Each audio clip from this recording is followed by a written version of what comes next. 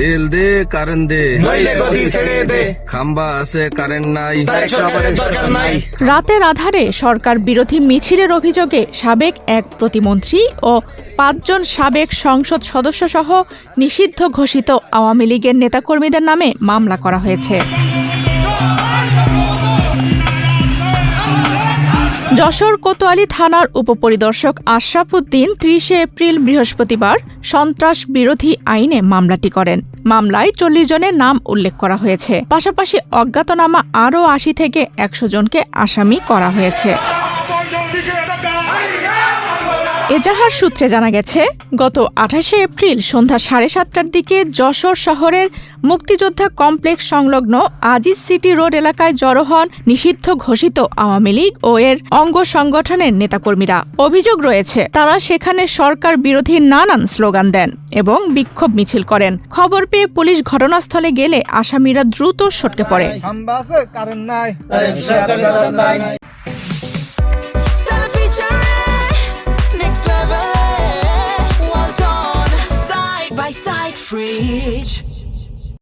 মামলার এজাহারে নাম উল্লেখ করা আসামিদের মধ্যে প্রথম দিকের কয়েকজনকে এই নিষিদ্ধ সংগঠনের গডফাদার ও অর্থদাতা হিসেবে চিহ্নিত করা হয়েছে। বাকিদের বিরুদ্ধে সন্ত্রাসী কর্মকাণ্ড ও রাষ্ট্রবিরোধী ষড়যন্ত্রে জড়িত থাকার অভিযোগ আনা হয়েছে। মামলায় যাদের নাম এসেছে তাদের মধ্যে রয়েছেন যশোর ৬ আসনের সাবেক সংসদ সদস্য ও জেলা আওয়ামী লীগের সাধারণ সম্পাদক শাহিন চাকলাদার, যশোর ৪ আসনের সাবেক সংসদ সদস্য রঞ্জিত কুমার রায়, যশোর ৫ আসনের সাবেক সংসদ সদস্য ও সাবেক প্রতিমন্ত্রী স্বপন ভট্টাচার্য, যশোর ২ আসনের সাবেক সংসদ সদস্য অ্যাডভোকেট মনিরুল ইসলাম, যশোর ৩ আসনের সাবেক সংসদ সদস্য কাজী নাবিল আহমেদ এবং যশোর ৫ আসনের সাবেক সংসদ সদস্য ইয়াকুব আলী সহ আরও অনেকে।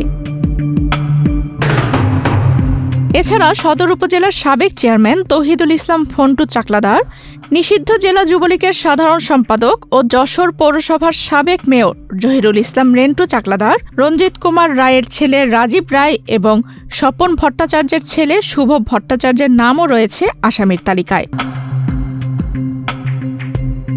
এদিকে একই ঘটনায় অভিযান চালিয়ে গত ২৯ ও ৩০ এপ্রিল শহরের বিভিন্ন এলাকা থেকে ১৪ জনকে আটক করেছে আইন শৃঙ্খলা বাহিনী। তাদের আদালতের মাধ্যমে কারাগারে পাঠানো হয়েছে। পুলিশ বলছে, নিষিদ্ধ সংগঠনের ব্যানারে সরকার বিরোধী কার্যক্রম চালানো এবং সন্ত্রাস বিরোধী আইন লঙ্ঘনের অভিযোগেই এই মামলা করা হয়েছে। ঘটনার সঙ্গে জড়িতদের শনাক্ত ও গ্রেপ্তারে অভিযান অব্যাহত রয়েছে। আফসানা রিপা, বাংলাদেশ প্রতিদিন।